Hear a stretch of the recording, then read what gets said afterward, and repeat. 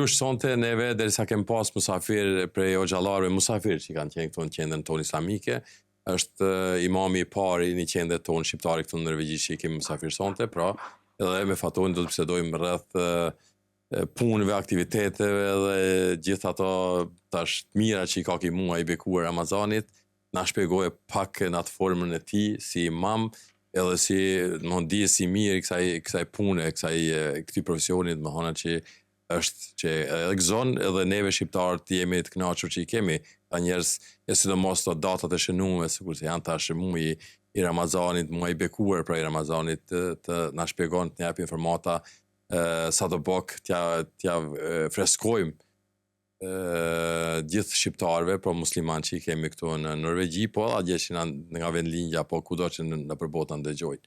Ta dim pak më tepër për aktivitetet së pari, po që nderuame, do të vazhdojmë pastaj edhe rreth praktikave dhe datave shënuara në këtë muaj të Ramazanit. Bismillahirrahmanirrahim. Me emrin e Allahut, gjithë mëshirshëm, mëshirëplotit. Falënderimi të takojnë Allahut xhelleshana, atë falenderojmë. Salavatet për shëndetit zotëriut tonë, Muhammedit a.s. Familjes tij, shokëve tij, gjithë ata të cilët e ndjekin rrugën e tij deri ditën e fundit.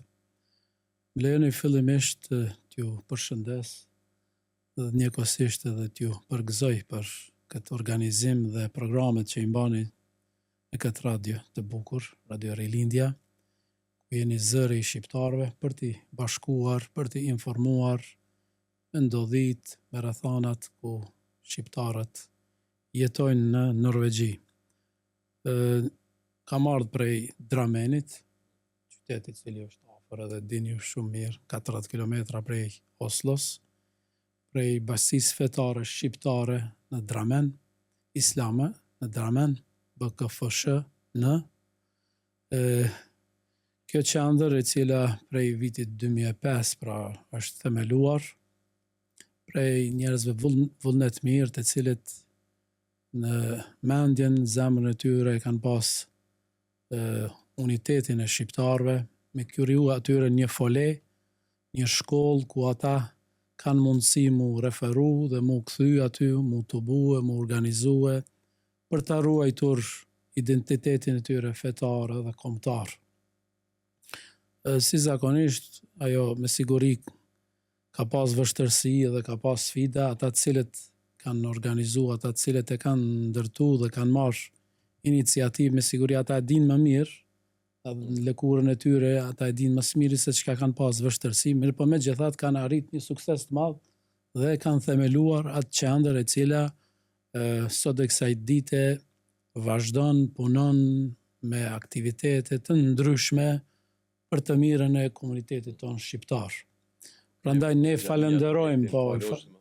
Tash objekti është pronë e bashkisë të shqiptarëve që jeni. Fal kontributit, organizimit që kanë bërë këta burra, sot ne e gëzojmë atë qendër dhe është pronë e bashkisë fetare tonë, pra dhe nuk kemi kurfar obligimi dhe një borxh.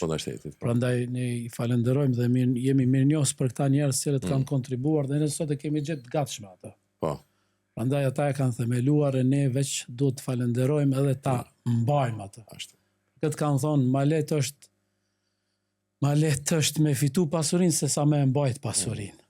E për këtë arsye ndoshta është ndërtu mirë, po për me mbajt po duhet shumë punë dhe shumë po duhet organizime, bashkëpunim, që me qëndrun këmbë forta kjo qendër. Mirë po, falenderojmë Allahun që xhamia është, qendra është dhe se nuk ndalet me aktivitetet të ndryshme, të lloj-llojshme, qofshin me gra, qofshin me burra, kuptohet namazet që falen, ajo është thelbi kryesor.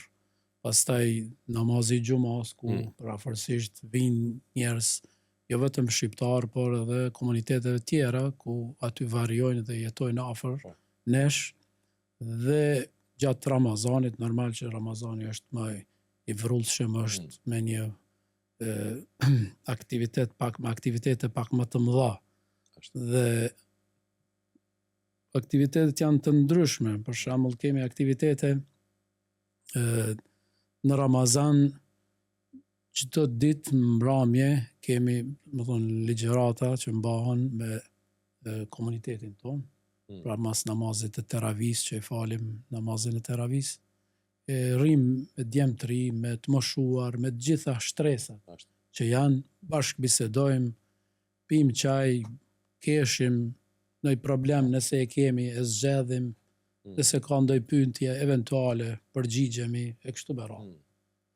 Gjatë vitit kemi pas shumë aktivitete të ngjeshura, të ndryshme, përveç atyre kemi pas disa vizita që i kemi bërë në disa qytete tjera, që janë antarë tanë, sidomos në Sandefjord, ku kemi pas rastin atje t'i vizitojmë ata me një xhami, takohemi me 30 vet apo pra 35 vet që kanë qenë prezent. Kemi bajt një takim me ta, jemi njoftuar, kemi bashkuar, kemi bërë një darkë së bashku, kemi kalu shumë bukur dhe kemi qenë shumë të kënaqur. Përveç kësaj kemi shkuar edhe një vizitë tjetër që kemi bërë në Shi, duket, për afër Shihen po mpërzijnë këto dy qytete. Ju e keni Shihen nga ana poshtë. Shihen kemi qenë, edhe atje kemi organizuar me disa djemë të ri, kemi tubuar, kemi qëndruar me ta, kemi mbajt një ligjërat, kemi kalu një darkë shumë të bukur, dhe kjo ishte një rast shumë i mirë për të njoftu me shqiptarët edhe mi afru ata, mi bashkua, se jemi shpërnda. Norvegjia shumë e madhe, kemi nevojë mi mbledh, sikur ai prindi që i mbledh fëmijët e vet edhe i tuban. Edhe ne duhet ta kemi këtë rol që t'i tubojmë, t'i afrojmë, t'i mundsojmë atyre të njoftohen. Ky është roli ynë, sepse jemi me një oqean të madh, e oqeani na fshin përpara dhe nuk na pyet. Patjetër duhet të hypim me një anije me shpëtun ai që i shkryt. Ju si imam që jeni, ju keni edhe përkrahjen e plot nga kryesia, dhe mëson të jeni edhe me AQ-n edhe një nga antari i vetë kryesisë. Tash mund t'ja përmenem një vetë, antari dytë. Po, Rasimi. Ne kishim dëshirë ta kemi edhe AQ-n këto, për shkak se do t'na shpjegonte ndoshta më tepër rreth planeve që i ka qendra vetë dhe kryesia që të bëjë, po ju si imam tash keni pas avencusa, po i keni prej gjithë këtyre obligimeve gjatë muajit të Ramazanit me ligjërata sikurse e ceke vetë, po ashtu edhe me teravin.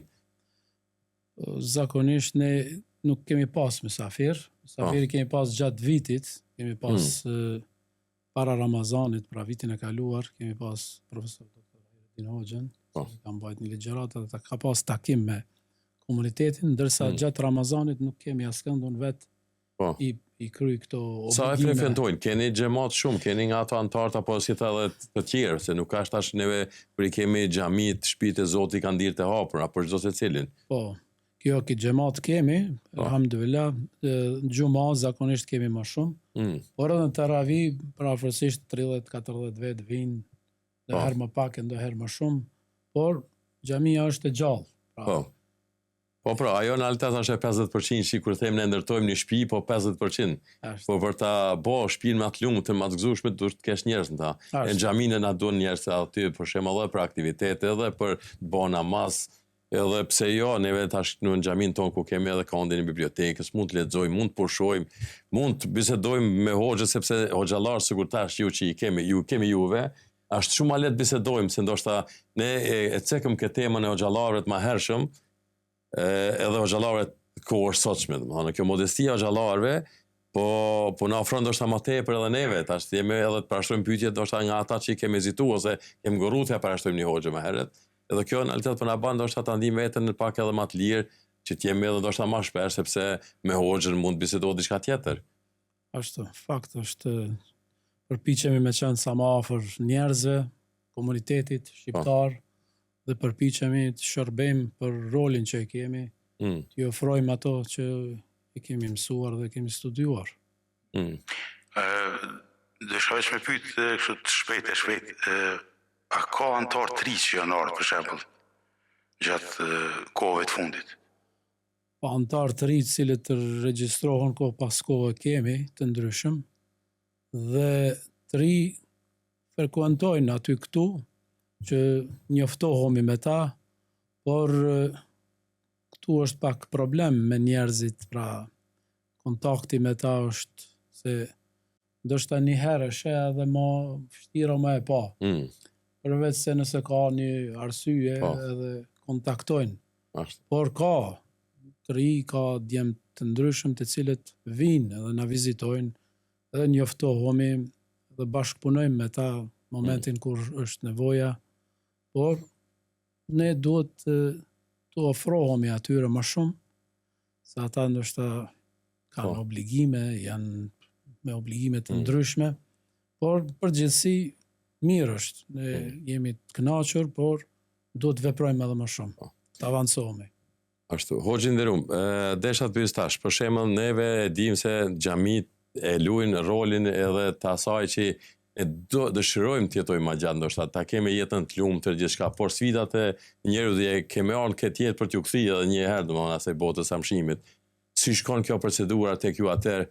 Se ne shohim në shumicën e rasteve këtu tash kur për na vdesin më dashurit tonë, për na larguar nga kjo botë, po varrosen në Norvegji, nuk po dëshirojnë ndoshta edhe emanet me kalon vet ata me gojë të tyre që mos varrosen me linje.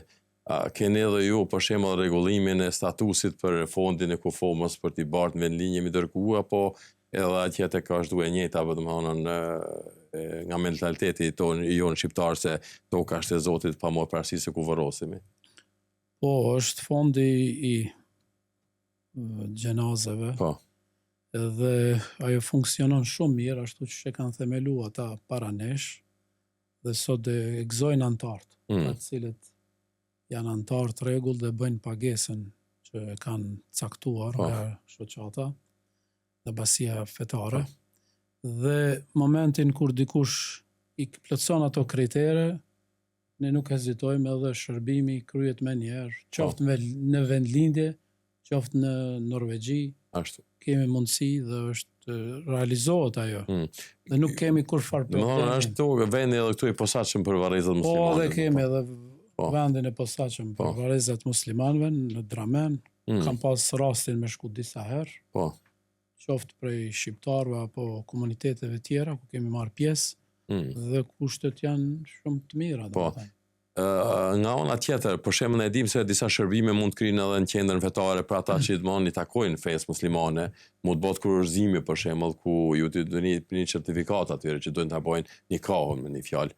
Po. Për momentin nikah ne nuk bëjmë zyrtare, jo, nuk kemi. Po zyrtare nuk e bën në realitet asnjë sepse nuk pranohet thonë, po mund ta bëhet për ta pas në arkivin e qendrës. Po nuk kemi. Ajo mbetet pak në aspektin intern. Në aspektin intern, në mënyrë private, kështu kush dëshiron, mundet me bën mirë, po kuadër qendrës bashkisë jo, po. Jo, kuadër qendrës jo, nuk kemi. Sa i përket tash jemi në dy javët e fundit të muajit të bekuar të Ramazanit, dhe janë datat caktuara, datat qenuara, datat ndoshta më të rëndësishme. Po.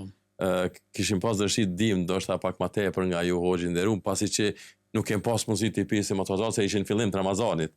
E ne ishim më shumë përkushtuar se si t'ja fillojmë këtë muaj, sepse jo edhe leta sfidues, po ata që domthon kanë atë lidhshmërinë me Zot edhe janë të përbetuar se do t'i dalin deri në fund një ditë apo të Ramazanit, pastaj nuk ka problemi i madh aty. Po, gjendemi muajin e bekuar të Ramazanit, muaj ky i dalluar dhe i vlerësuar tek Allahu xhalla xhelalu, muaj i vetëm i cili është përmendur në Kur'an, mirë decide pra shahru Ramadan, alladhi unzila fihi al-Quran, muaji Ramazanit ku në të ka filluar zbritja e Kur'anit. Prandaj ky muaj nuk është i rëndomt si muajt e tjerë, mirë po në këtë muaj besimtari zemra e tij, ndjenjat e tij janë të ndryshme nga muajt tjerë, sepse i kthehet Allahut, e ripërtrin pendimin e tij për ato mangësit, dobësit që i ka pas lëshimet, pra vetëdisohet që mu përmirësu dhe mu vetëdisue. Ky muaj vetën e vetë përmban shumë vlera, me siguri edhe gjallartë më herët kanë folë. Mirë po fillimisht dietarët kur na shpjegojnë fjalën vetëm emrin Ramadan, thënë ra nënkupton rahmet, mashir. Të vërtet pejgamberi ka thënë alayhis salam, fillimi i këtij muajit është mashir.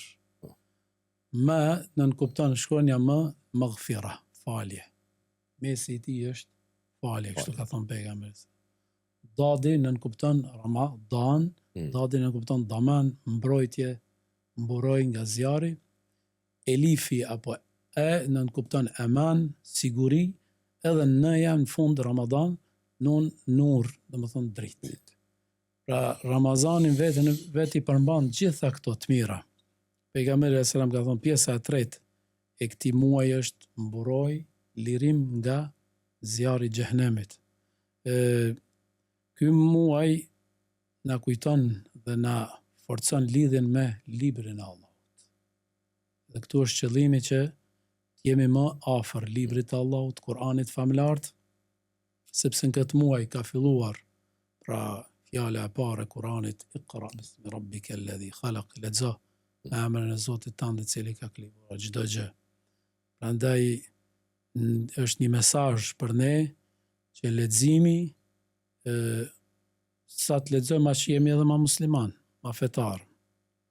Aq sa nuk lexojmë aq edhe jemi jo fetar. Ndaj leximi është fillimi i çdo gjëje.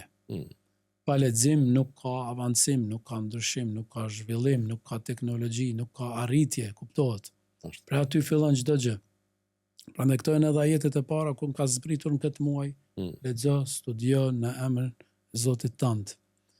Pjesa e tretë, ku ne tash gjindemi këto ditët që gati po përshëndetemi për këtij muaji dhe besimtar ndinë keqardhje për ndarjen nga ky muaj. Këto ditë pra karakterizohen me falje, mesi, me falje, Allahu na i falt mëkatet, edhe pjesa e fundit me lirim nga zjarri. Dhe në këto natë pritet nata e madhe e Kadrit. Natë kjo e cila është një herë në vit, ku edhe preferohet që ta kërkojmë këtë natë të madhe. Pejgamberi s.a.s. ka thënë kërkojeni natën e Kadrit në netët tek në fund të muajit Ramazan. Pra hulumtoni, jini gatshëm me ibadet, me punë të mira, që kjo natë t'ju zë juve, sepse vlera asaj është shumë e madhe. Sa që Kurani thot Lejletul Qadri khajrum min alfi shahr. Nata e Kadrit ka vlerën më shumë, më hajër, më mirë se sa 1000 muaj, 83 vite. Para mendo, nëse dikush vepron atë natë punë të mira, edhe rastis, duke bërë ibadet edhe vepra të mira, me njëherë ato shumëzohen me 83 vite.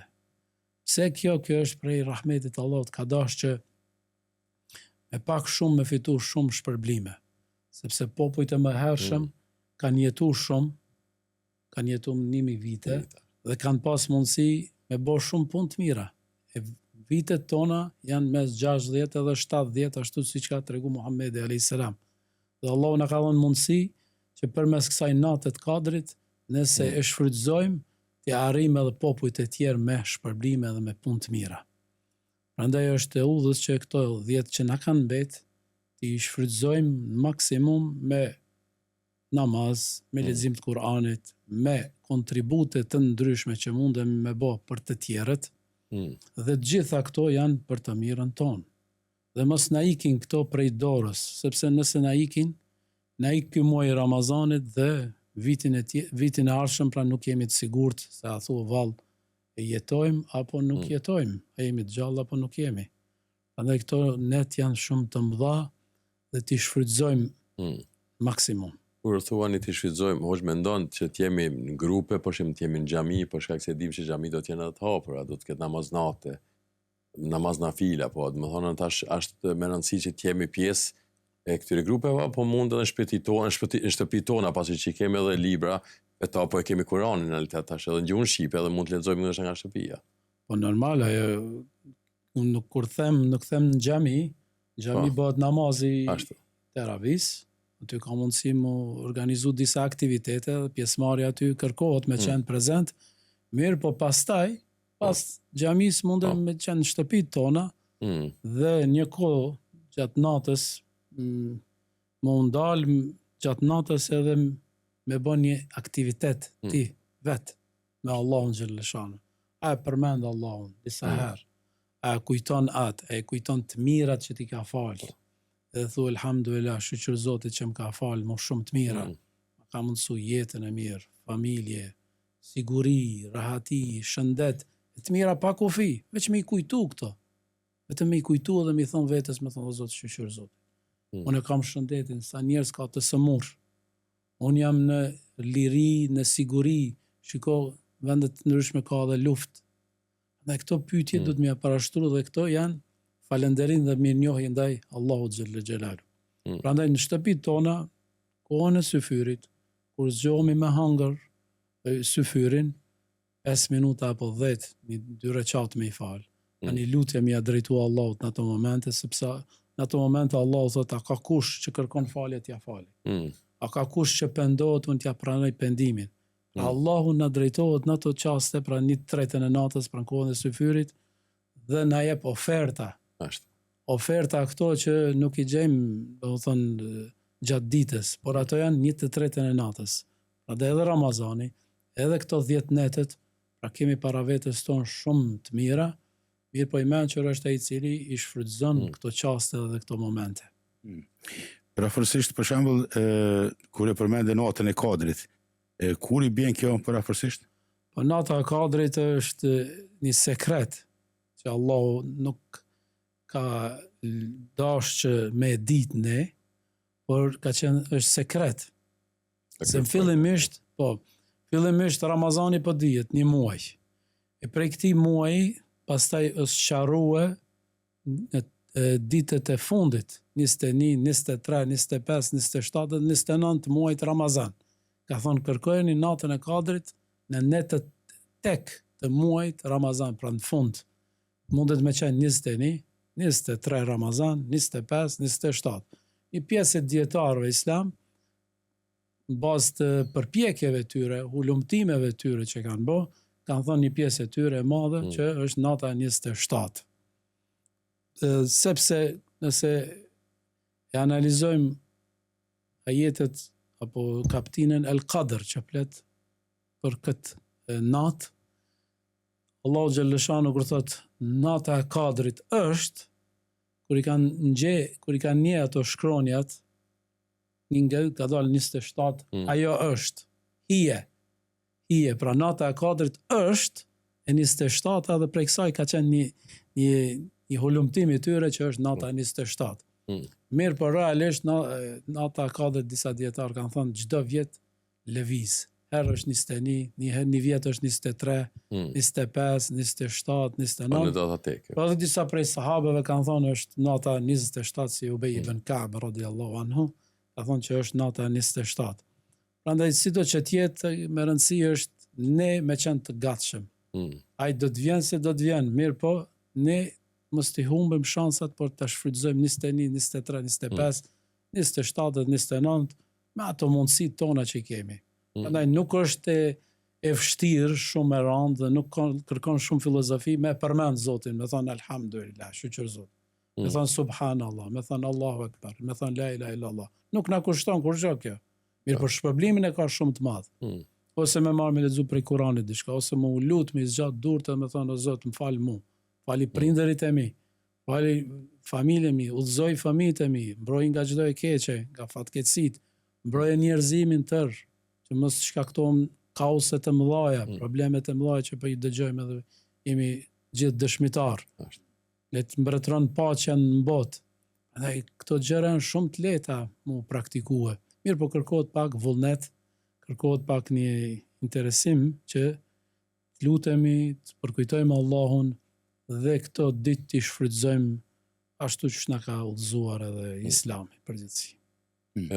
Sonte jemi në një natë të madhe, është nata e Bedrit. Mund ta shpjegoni pak për këtë natë, për shkak se e dim që ka pasur edhe sfida në kohën e pejgamberit tonë. Po, lufta e Bedrit është një luftë që ka ndodhur Muhamedit a.s. vitin 2 Hijri, pasi që muslimanët kanë emigruar në Medinë dhe kur dolën muslimanët prej Mekkës në Medinë, pasurinë e tyre ata lanë dhe ja u morën, ja uzurpuan ata banorët e Mekkës. Pasuria e tyre mbeti aty, ata emigruan në Medinë pa asgjë. Kur qëndruan me pejgamberin sallallahu alajhi wasallam dhe formoi një shoqëri, një vllazëri mes doptit e të fortit dhe i zhdukjat racizmin, i zhdukjat ndarjen e shoqërive, e shtresave dhe i bëri një trup dhe i bashkoi ata nën kulmin e xhamisë. Dhe gjëja e parë që ndërtojnë Medinë është xhamia, sepse aty është kulmi, edukimi, shkolla, bashkëpunimi dhe çdo gjë që ka rrjedh prej si rezultati i xhamisë. Ebu Sufjani tregohet se ka shku me për tregti në Sham dhe gjatë kthimit tij ka pas pasuri, që kanë prunë për me shit për tregti. Dhe ato plaçka që i kanë pas, muslimant kanë dalë për të marrë ato plaçkat, ato që u kishin dalë në Mekke.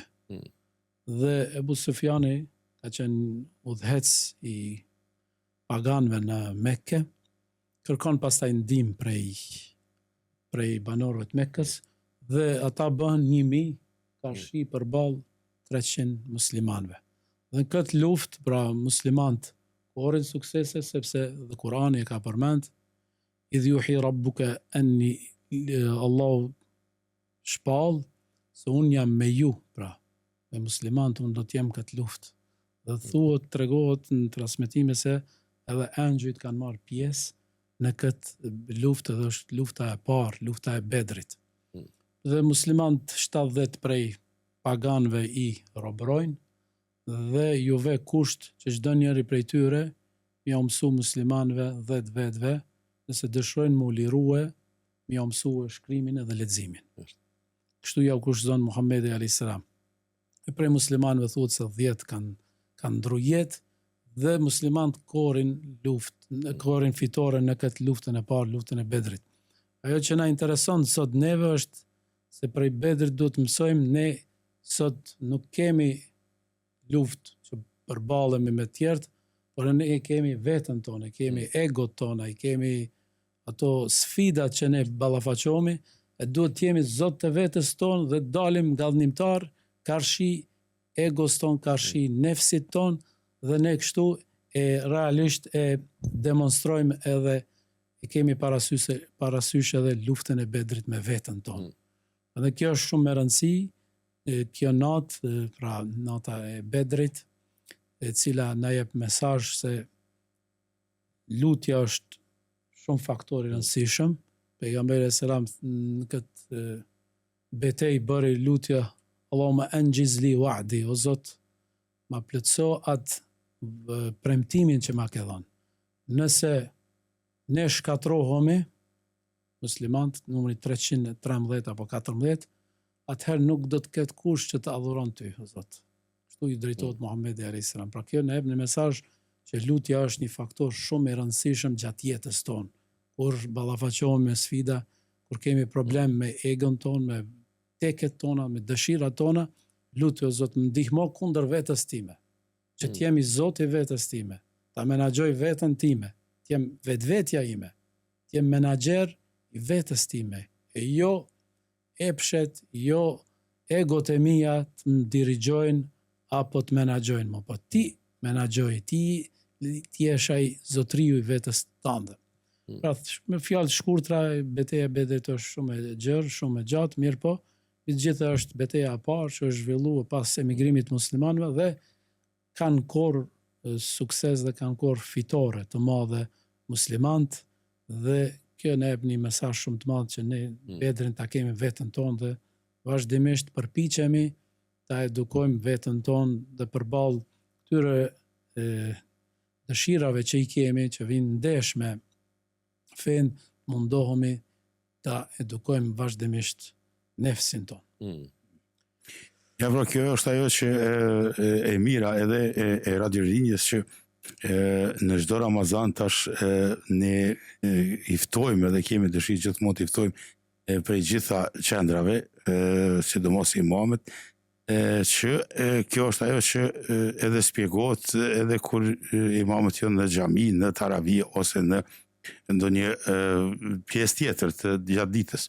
E kjo është ajo mira që dikush mendon që ndoshta ka edhe përsëritje, po mos me përsërit senet, atëherë e haron. Edhe ajo është e mira që duhet gjithmonë me përsërit, më mësu, edhe tash shumë mirë ta Fatoni për shkakun me me dirigju, me mësu veten, me dirigju vetë-veten. Ajo është që me dirigju vetë-veten, do me thonë dush me ditë çka je, kujna pi takon, qysh duhet me reagu, çka duhet me mësu, çka duhet me lexu, për shembull. E shumë këto sene tjera, nëse nuk e mundesh me dirigju veten për ato, atëherë dush me dëgju. Atëherë dëgjo se ka dikush tjetër ta shpjegon qysh marr deri te ajo, për shembull, se mundesh me pas probleme çdo ditë, për shembull, mas parë me vetveten, kur çosh pi gjumit mëngjes e mandej na këtë ditë shkon çashtu.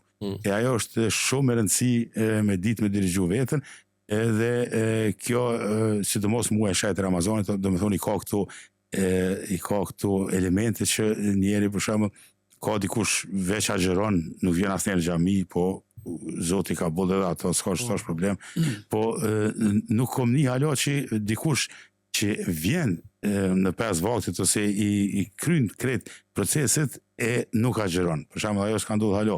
Mundet me ndodhur ajo na shta, po s'ma mërmeni.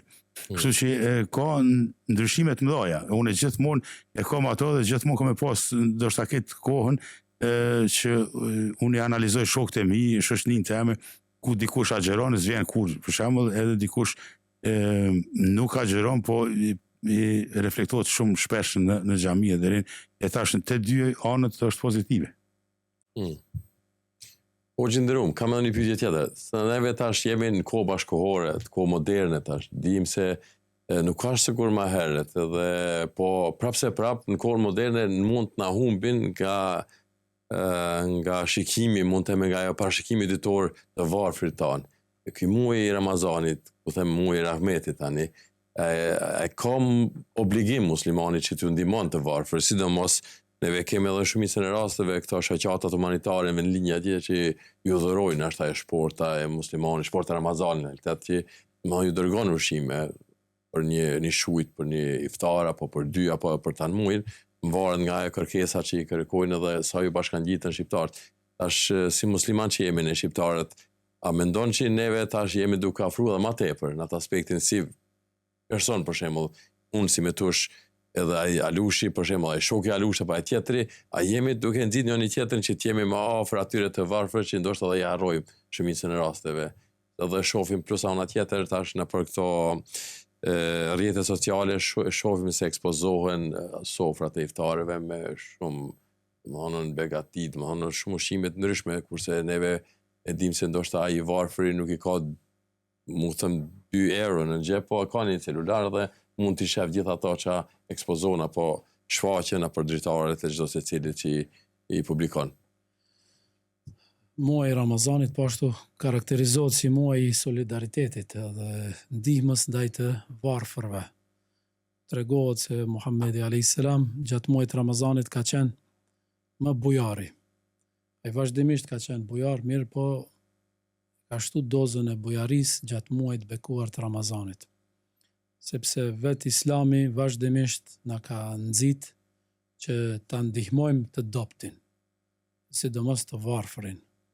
Këtë edhe për atyre kategorive që meritojnë edhe zekatin është, thot innama sadaqatu lil fuqara'i wal masakin.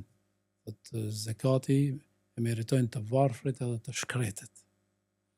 Prandaj është e udhës që ne të japim, të ndihmojmë vazhdimisht, edhe populli shqiptar është bujar, përgjithësi, shohim përmes aktiviteteve ata që organizojnë, përmes shtëpive që ndërtojnë, përmes ndihmave që ofrojnë, dhe populli shqiptar është vërtet bujar dhe pa kurfar krenarie, po kjo është një realitet, është e vërtet që e dojmë, kemi dëshirë me ndihmue, me kontribue, çdo kush sipas mundësisë që ka. Prandaj kur t'i japim, dije se kemi deponu diçka për veten tonë. Kur t'i japim, mos mendojmë që jemi harxhu, ka shku, po ajo ka mbet. Për këtë edhe na ka nxit Islami që t'japim sadakaja.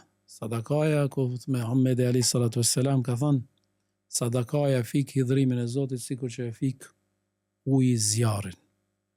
Dhe Kurani na ka udhëzu kur thotë ja ayyuhalladhina amanu anfiqu, ju që keni besuar, shpenzoni, jepni atë që u kemi dhënë ne juve, para se mi ardhë ajo ditë kur nuk ka dobi as shoqëria, nuk ka dobi as gjë përveç se veprave tua të mira. E prej veprave më të mira, më sublime, tek Allahu xhalleshanu është me dhënë sadaka. Në gjuhën arabe sadaka ka të bëj me sidq. Sidq do të kupton sinqeritet. Sadaka do të thonë ti je shumë i sinqert që atë që të ka dhënë Allahu xhalleshanu po kontribon dhe po e zbaton urdhën e tij dhe po e çon në vend. Kjo e ka kuptimin edhe sadakas. Ky muaj pra zakonisht pra përmbyllet me sadakatul fitrin, ku ne demonstrojmë pra humanitetin, solidaritetin me tjerët dhe çdo kush prej neve kontribon, që ka thonë Muhamedi alayhi salatu wassalam, se sadakatul fitri i mbulon tmetat tona gjatë muajit të bekuar të Ramazanit dhe i fal disa kusure, lëshime që i kemi bërë gjatë muajit të Ramazanit. Dhe agjerimi është i vjerur, nuk është ngritet tek Allahu xhalleshanu, mbetet i vjerur përderisa nuk e nxjerrim dhe nuk e japim sadakatul fitrin. Prandaj ky muaj vërtet është muaj i larmishëm me aktivitete të ndryshme shpirtërore pa edhe materiale, edhe për këtë botë edhe për botën tjetër. E njëra prej këtyre është pra edhe sadakaja, me ndihmuet, varfrin dhe më ashtu si që thatë më herët mos më ekspozue para njerëzve të ndryshëm atë që e ke ti, sepse zemra njeriut anon edhe lakmon edhe nuk ka mundësi ti asi. Prandaj ato të mira që na ka falë Allahu xhalleshanu, ta falenderojmë Allahun. Mos ekspozohemi para botës, sepse s'kemi nevojë për reklama shumë. I keja ato të mira, gëzoja ato të mira, shqyr Zotit që ti ka mundësue, e ndihma, kontribo sa të kesh mundësi dhe simbas mundësi, sepse Allah nuk ngarkon më tepër se sa kemi mundësi. Prandaj gjithë të mundohemi të kontribojmë me një mënyrë apo tjetër, edhe kjo që po e bëni ju, fjala e mirë që po përhapet, ka thënë Muhamedi alayhis salam, fjala e mirë është sadaka. Buzëqeshja është sadaka. Sikur më thënë sadaka. Se ka njerëz nuk kanë mundësi materiale, po kanë mundësi këto tjerat me i bë. Buzëqeshja është mirësjellja, me urdhërun të mirë, me ndalun nga keqja, marrëdhëniet e mira me shoqen, me bashkëshorten, edhe gjitha këto i ka konsideruar dhe i ka trajtuar si sadaka, si lëmosh. Prandaj lëmosha përfshin shumë fusha, është shumë dimensional, gjithë mundohemi të kontribojmë çdo kush prej këndit vet. Faleminderit, Zoti ju shpërbleft hoxhin nderuar, keni ndoga koha ju e çmueshme tash prej taravive, mend se shkoj në shtëpi ti shish familjarët e tua atje, ke ardhur tek ne këtu, na ke gëzuar neve gjithëve, po ashtu gjithë ata që po na ndjekin neve tash në emisionin e ditës premte. Uroj edhe shpresoj që jemi shnoshje mirë një herë rehate, pastaj takojmë edhe në evente për takime tjera. Edhe unë shfrytëzoj rastin t'ju falenderoj për ftesën që ma keni bë, dhe vitin e kaluar ishim, është një ndjenjë e veçantë me qenë mesin tuaj, sepse jeni shumë pozitiv. Ne kemi nevojë për njerëz pozitiv, e unë ndihem si në shtëpinë teme këtu, tek ju, dhe i falenderoj për këtë mundësi që na keni dhënë me ardhur këtu, bisedojmë, shoqërohemi më tepër, të jemi më afër njëri tjetrit, me shpresë që edhe në të ardhmen përsëri të takohemi shëndosh e rahat. Unë përcjell edhe selamet edhe juve, po dhe atyre që dëgjojnë pra selamet nga xhamati i Dramenit, të cilët ndoshta janë pak mirë, po janë si diamanti. Ai diamanti pak janë, nëse i ki pak, po kanë vlerën e kanë të madhe. Faleminderit për ftesën që ne ishim vitin e kaluar bashkë me ambasadorin e Republikës së Maqedonisë të drejtonin. Ne përshëndesim shumë, ishte kënaqësi të jemi në mesin e juve, sepse ne e ndjejmë veten sikur me shtëpinë tonë, dhe mikpritja është ashtu e tillë, është e ngrohtë, kështu që ne kaluam shumë mirë edhe për iftar edhe për namazin e taravis. Faleminderit shumë hoxhin nderuar. Zoti ju shpërblef, faleminderit. Gjithashtu, faleminderit.